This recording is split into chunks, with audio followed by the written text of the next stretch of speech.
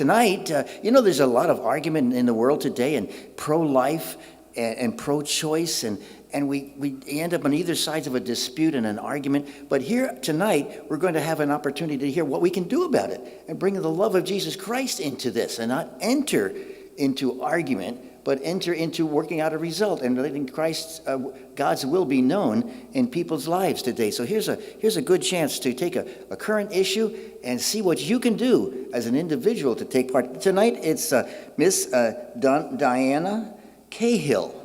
How many know Miss Diana? There you go. All right, so she's not new here. Fantastic. So she's from A Loving Choice. This is a new organization. Two other organizations have joined together, and she'll tell you all about it.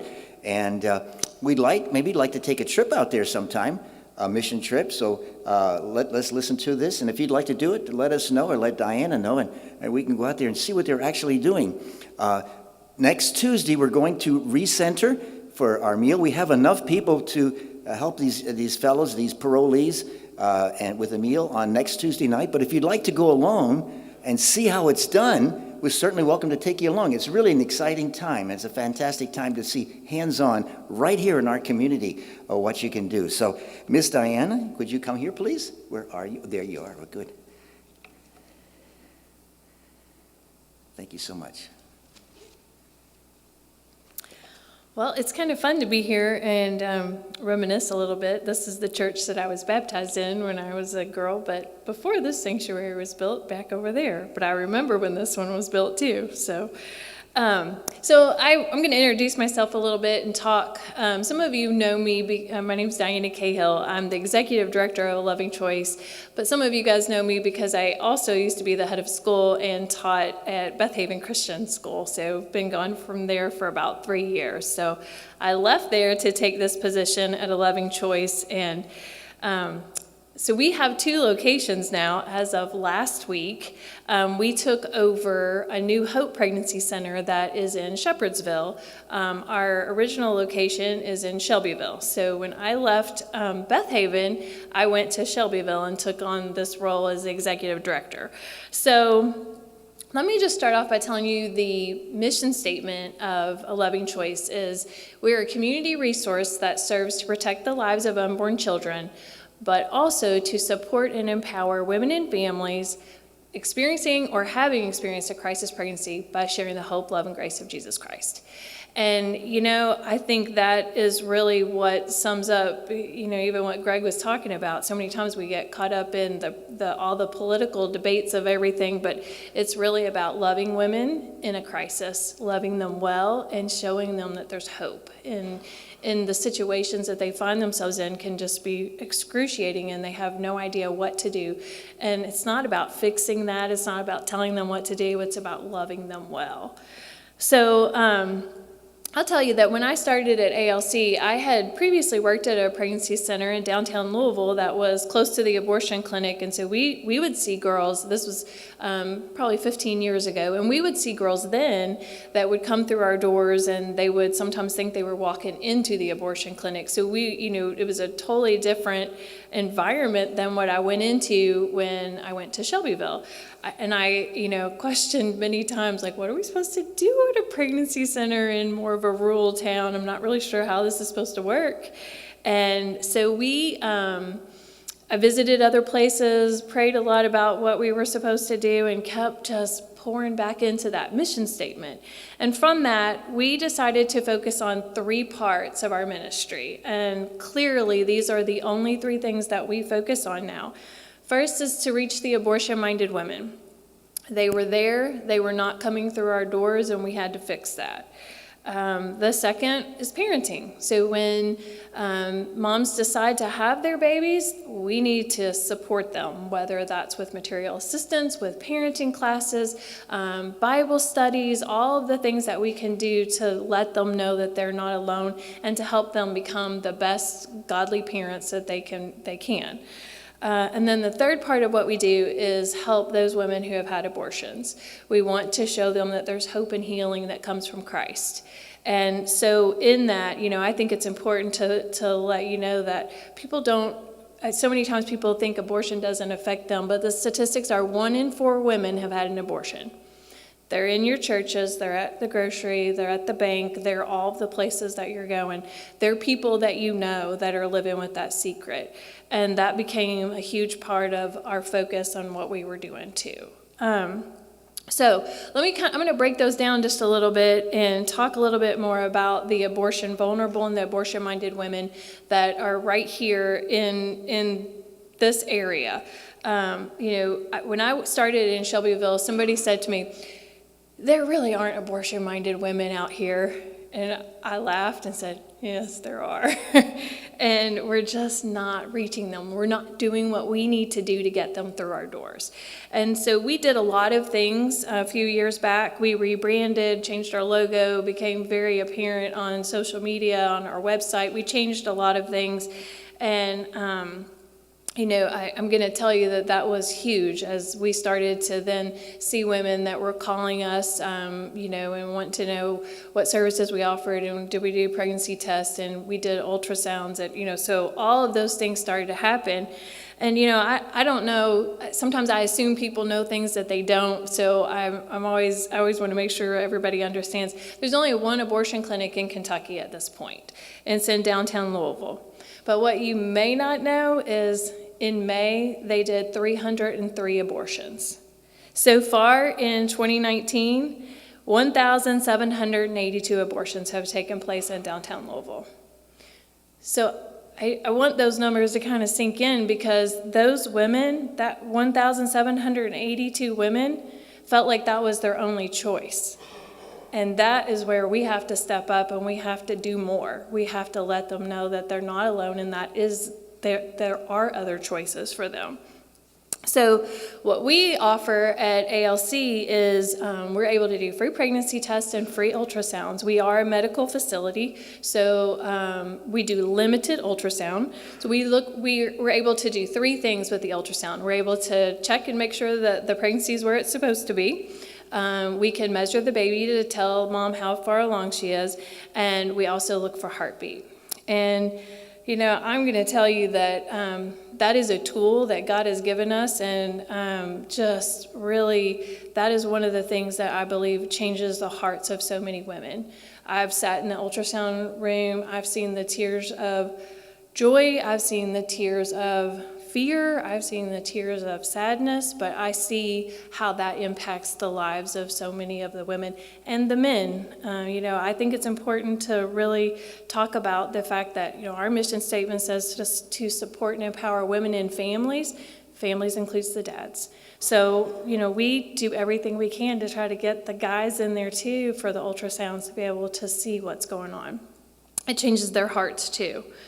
So that's the reaching the abortion-minded. The second part of what we do is parenting. So we offer a lot of services that we totally revamped what we were doing out there. Some of my education background took over when I got in there, and our parenting classes just were not, I didn't feel like we were doing what we needed to be doing. So we totally redid all of those. We offer Bible studies, and I also believe if you feed people, they come. So we have churches that provide lunches for our Bible study ladies. We have different churches that provide dinners for our parenting class that's in the evenings. We offer free childcare at all times for any of the people that come through our doors, because we want to be able to spend time with mom and or dad. And sometimes when the little ones are with them, that's very distracting for them, and they don't get a lot out of being in the classes. So everything we do is free, but I like to say we offer free dinner, free childcare, and free parenting classes, and of course Bible studies. But we also do peer mentoring. So we train any volunteers, and our staff are trained to be able to sit down and talk through whatever mom has going on. Whether, I think a lot of times people are so fearful that they think, if I volunteer at a pregnancy center, I have to talk a girl out of having an abortion. And I'm like, nope, God does that part. You don't do that. You listen, you love her, you care for her. But sometimes that's not even a part of what, some people that volunteer, that's not something that they want to do. So we'll talk about volunteer opportunities in a minute, but I just really do think that that's an important part of just knowing that we have ladies that have been coming in there for 2 years, and they have met with the same peer mentor just because they need that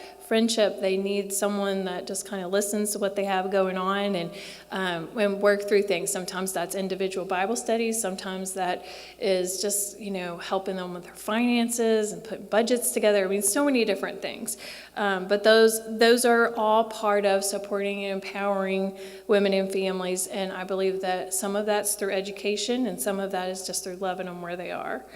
And then I talked a little bit about the post-abortion part already. So we have Bible studies that we can do in group settings or individually for women who have had abortions.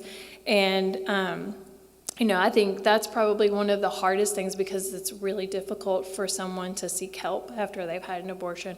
The secret is it's just so strong in them that they don't really know what to do or how to do anything with it. I'm just, so many times I go speak many different churches and different businesses and organizations, and pretty much every time somebody will come up to me at the end and say, I had an abortion 20 years ago or 5 years ago, or, and that secret that they carry, we are just, that is such a huge part of what we have to do, because, we live in this culture that says, hey, it's your body, it's your choice, and you can do this, and it doesn't matter, and, but what I always say is, where are all those women afterwards?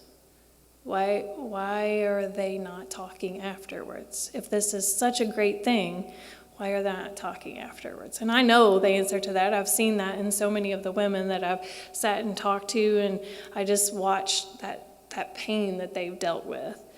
So let me tell you a little bit about what has happened at ALC in the last 3 years that brings me here, representing what was formerly A New Hope.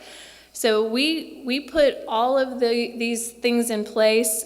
We started to change everything up the way we changed our hours. We made a lot of changes, and really, we saw that first year that we did all of this, we saw an 89% increase in the number of women coming through our doors. I'll say men and women coming through our doors.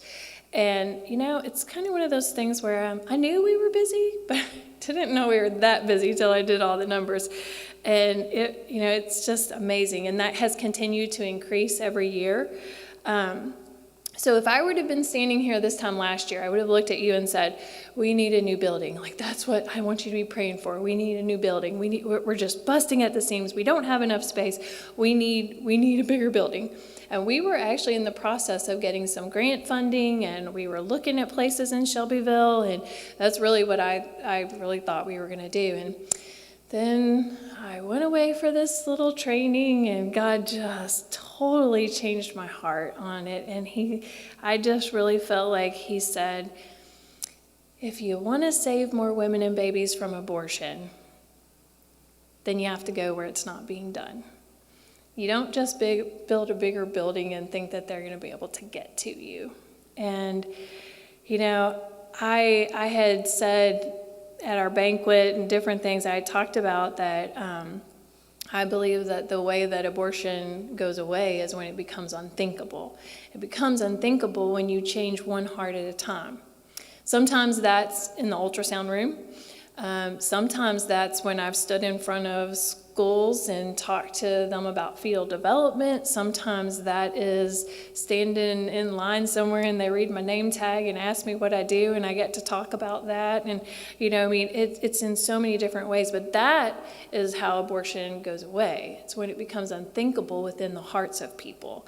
And so, I love what you said a little while ago, Greg, because I feel like it's so true. We kind of get in this big battle of everything, but I'm like, I don't really want to fight with you. I have held babies that were going to be aborted. I have seen the looks on moms' faces, that when they show us their baby. I have seen dads cry in the ultrasound room. I've seen all of those things. You don't have to argue with me. I know. So I don't ever want to be a part of any of that. I really just want to make sure that we are changing the hearts of each individual person every time I get to talk to somebody, every time it's in a room, whether it's in a church, wherever it is, in a counseling room, in a church, it doesn't matter. I just know that that's how you change the hearts of people. we talked about, that there's only one abortion clinic in Kentucky, but there are 120 counties in Kentucky. And Jefferson, of course, is ranked the highest in the state for the number of abortions. But, some of the surrounding counties is where we were in Shelby County. So we started looking when we said, okay, maybe it's not a bigger building, we're going to start looking at a satellite location, replicating what we're doing somewhere where it's not being done. So we started looking at all these counties that we knew that ranked 8th in the state and 5th in the state in the number of abortions. And so to be honest, we did not look at Bullitt County because a New Hope Pregnancy Resource Center was already there.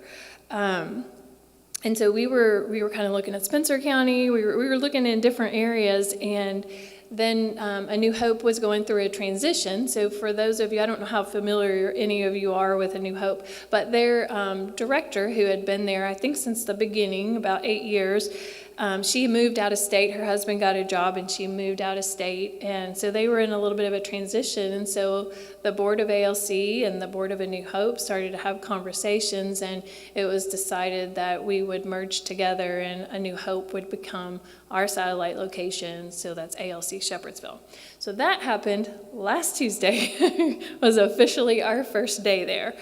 And the exciting part of that is A New Hope was not a medical facility, so they could not offer ultrasounds, and we did 12 ultrasounds last week there. So, I mean, it's just amazing, how all of that came together. But I want to tell you a couple little stories. Well, they're really big stories, but I'm going to make them short stories. So back in December, we had a man who came into ALC. When I start saying Shepherdsville and Shelbyville, I will mix them all up. But I'm starting off with Shelbyville. We were in Shelbyville.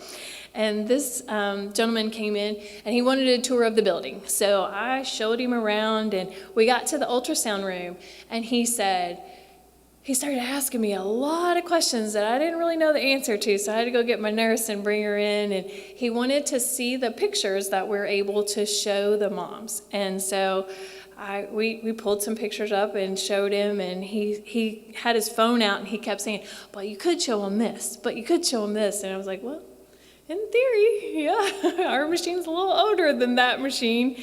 And so he left, and the next day he called me and said, I want to buy you a new ultrasound machine. And I said, what?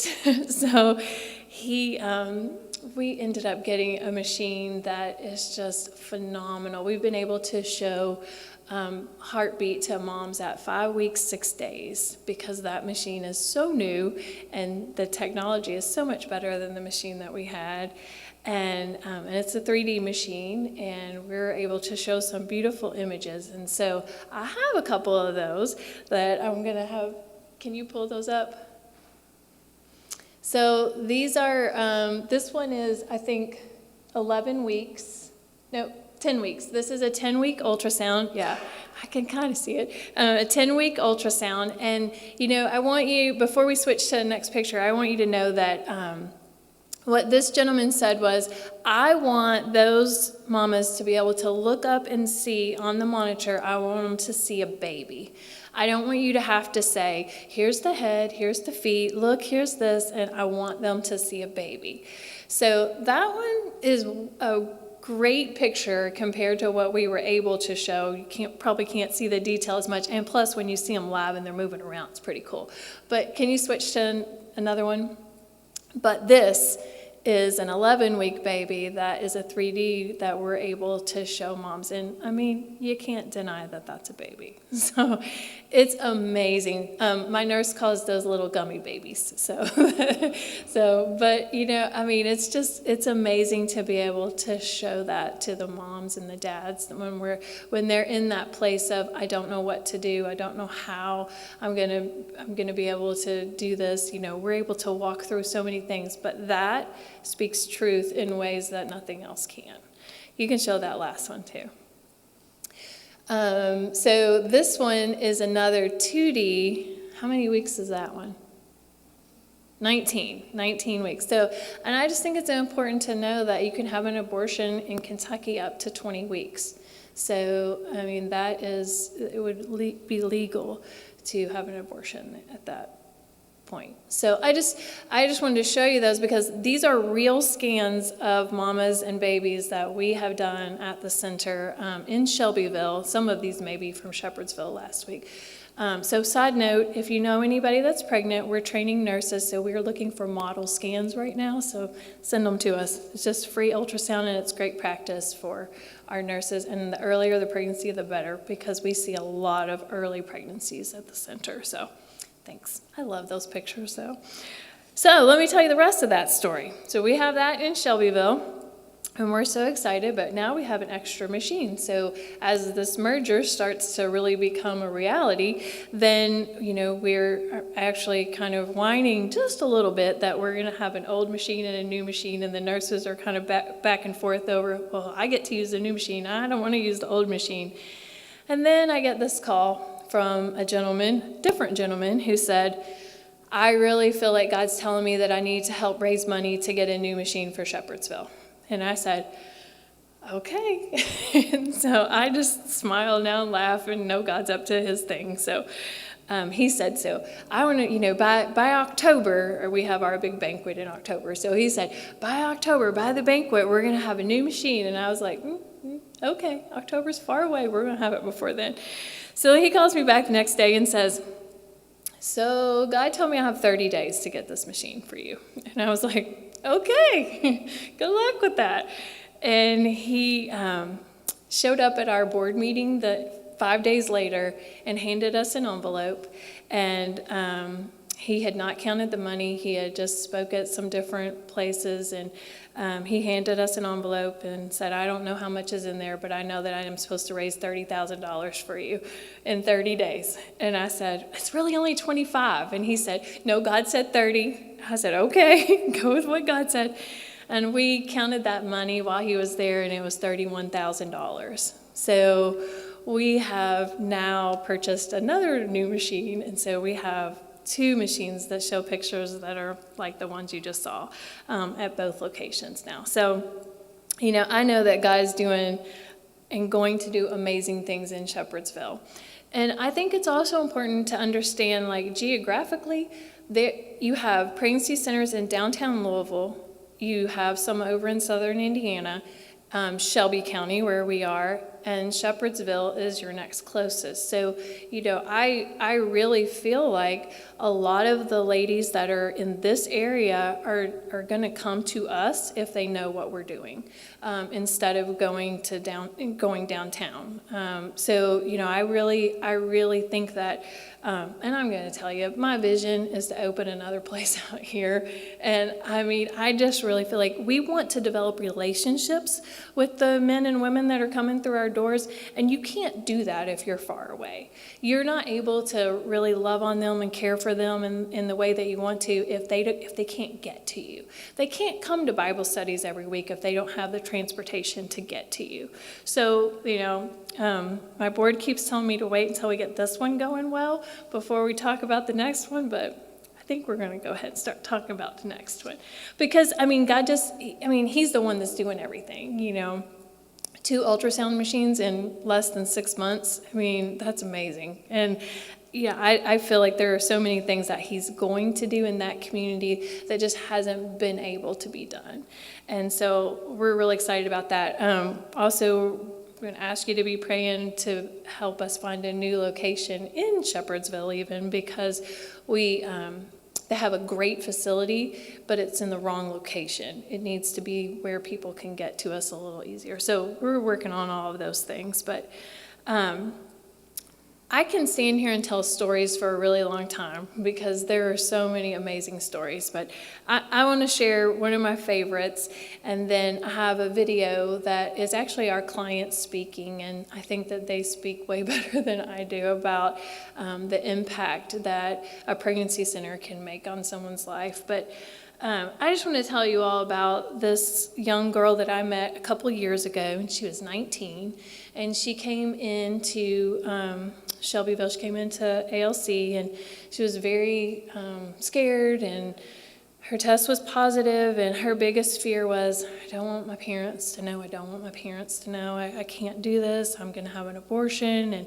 And she was actually working with one of my other staff members, and they had shared her story. So we were all praying for her, and she came in for a second ultrasound, and my office is right across from our elevator, and she was getting on the elevator, and I felt like God said, "Go get her." And I was like, oh, man, okay. So I ran down the steps and met her at the elevator when the elevator door opened. And I asked her if she'd come back and talk to me for a little bit. So we went back up to my office, and because she said yes, which was surprising to me. And we went back to my office, and we talked. And I kind of felt like I got to be her mom a little bit. And I said, okay, so here's what you're going to do after we kind of developed a little rapport. So we're gonna put together a plan so we can get through this next step of telling your parents. And so she said, okay, and she was on board with everything. And I said, I'm going to call you tomorrow and find out if you did. And she went through this whole process, and she ended up telling her parents, and they were, of course, there was the initial, and then they were very supportive, and we're walking through this with her. And so she started coming to our parenting classes, because she said, well, if I'm going to be a mom, I need to know how to do this. So she started coming to our parenting classes, and the second class she was at, she said, I could tell, she looked at me and she said, can we talk after this class is over? And I said, sure, but how about we do it now? Because I could tell something was really off with her. So we went upstairs and to my office and sat down, and she started crying, and she told me she had just went to the doctor for her anatomy scan, and that they told her that the baby had trisomy 13, and that was a fatal disease, and that he probably would not live. And her doctor recommended that this 19-year-old girl abort. So I'm sitting in my office, and I'm looking at her, and I'm thinking, okay, I mean, we're right back where we started. And she's 19, and her doctor told her to abort. And so I was kind of like, God, what am I supposed to say? And, as I'm looking at this sweet little girl with these tears rolling down her face, and I thought, I just don't understand. I don't understand. And so I was just really, asking God, like, I need help. I don't know what to say to her. I know the answer, but I don't know what to say to her. And so part of my story is that I had a stillborn daughter. I had twins, and one of our babies was stillborn, and our other daughter is now 19. But I felt very strongly that God said, just tell her about Abby. So I just looked at her and I said, you know my story. You know, I talked to her very openly about the struggles that I had been through. And so I said, all I can tell you is that Abby was my daughter. I held her, I dressed her before we buried her, and I love her. Still do. And that's all I can say. I can't tell you what to do. I can't tell you anything else other than Abby was my daughter, and this baby is your son. She knew it was a boy. And that's all I can say. And so she left, and we stayed in contact, and she decided that she was going to have this baby, regardless of how much time she had with him, regardless of what it looked like, that it was not her, she did not get that privilege of making a choice, that was something she just had to let go, and she just had to go with whatever happened. So we walked through that. I mean, like at Pregnancy Center, again, I told you, we're here to develop these relationships. So how do we support her? How do we care for her? What do we do? And so we had all these people telling us different things. And so one of the things that we did was we had a maternity photo shoot for her, because another lady who had been through something similar said, hey, celebrate that life while as much as you can right now. And so we had a maternity photo shoot for her, and I mean, beautiful pictures. And I mean, it was just a wonderful time to be able to be there and walk through all of that with her. And so she had her son, his name was Isaac, and she had him on the day before Thanksgiving, and she asked me to be there. And he died the day after Thanksgiving, and she asked me to be there.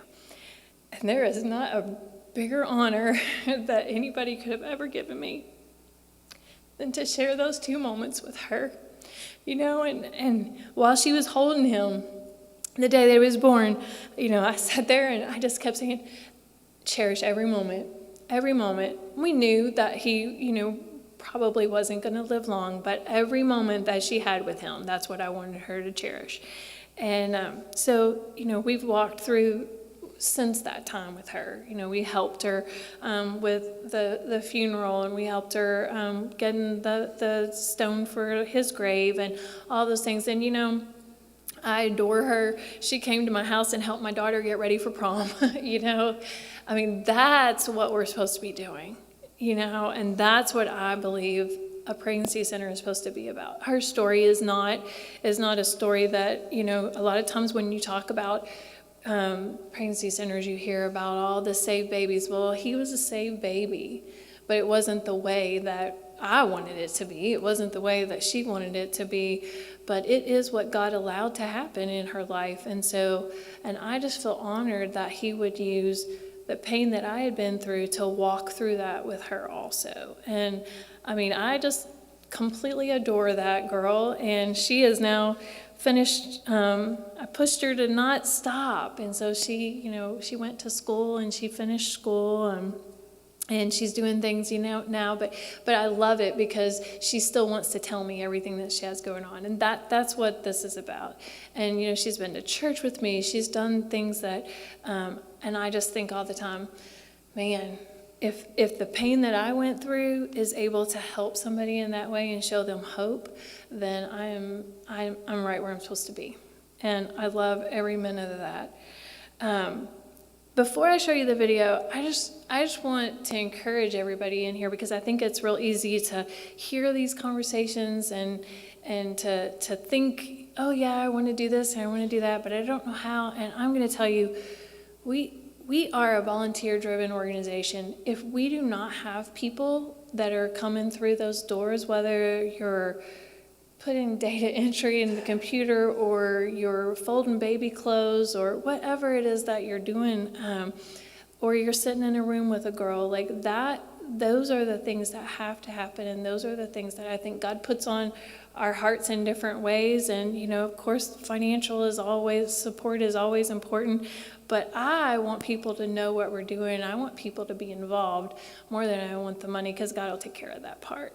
So, you know, I just encourage you to find out more. I'd love for you guys to come out and have a little field trip and let me show you around. Let me show you what goes on. Let me show you that, you know, our moms are coming, our dads are coming to parenting classes, and they're earning what we call baby bucks, and then they get to go shop in our baby store. You know, there's some integrity in that. There's some accountability in that. But there's also grace when grace needs to be shown, you know. So I just encourage you to find out more. I don't have a whole lot of material to bring yet, because we're in the process of changing everything up to say Shepherdsville also instead of just Shelbyville, but I'll get that here. But I do have a couple newsletters that talk about our merger and that have information on how you can get on our websites and different things and different ways to partner with us. But I just think the most important thing is to hear what our clients have to say and to see the impact that this ministry has made in their lives. So I'm just going to ask you guys to show that video, and then I'll be finished at that point. Okay? Thank you all so much for letting me be here. I love to talk about what we're doing, and I love for everybody to see this video. I love to share the hearts of the clients too. So. A mí me dijeron que este lugar podían ayudar para hacer el aborto. Yo llegué y platiqué con doña Elizabeth y ella me convenció que no era bueno eso. Y en ese momento, de tanto plática que me hizo ella, pues decidí tener al nene y cambié de opinión. Y así fue como tuve al bebé. Yo a veces le digo, lo siento papi, pero como él no sabe nada más le abrazo y le digo, ay papi, lo siento. Qué bueno que estás aquí.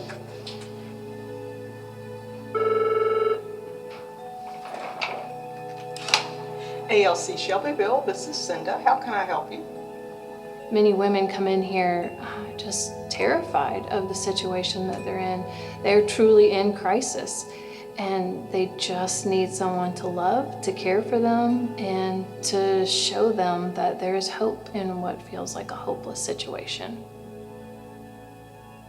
I didn't have my family's support. They said I would never make it on my own with 3 kids. The first time I walked into ALC, I wasn't nervous, and I'm usually a real nervous person. I felt like I was at home. I could feel the presence of God. I felt loved. A lot of good things in this building. ALC gave me the confidence to turn my life around. They helped me believe in myself and know that I was capable of being a single mom to all 3 of my kids. When I first found out I was pregnant, I was in my first semester of college. She came to the school and told me that she was pregnant.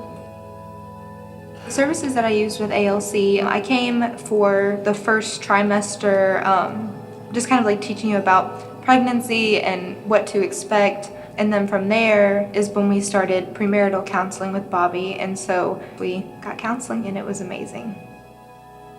Most guys are reluctant to seek help because we're taught to, man up and suck it up and everything. Having the resource available here to be able to talk to someone like Bobby was extremely helpful in developing into a dad and husband. I was at a really bad place in my life, and I was in a bad relationship. I was considering having an abortion, and they told me that I needed to call ALC instead. And that's how I met Adrian, and we became friends. We're not pro-birth, we're pro-life. So we want to help the mom, we want to help the baby, we want to help the dad, the friends. We want to help them create a support system. And we want to help them with everything that comes up when you have a baby that nobody teaches you about. We want to walk through that with them and be there for them. And this place has helped me out so much. They saved my daughter's life and mine. And everyone here is so nice. And it just is a great place to let everyone know that you're not alone and you can do it.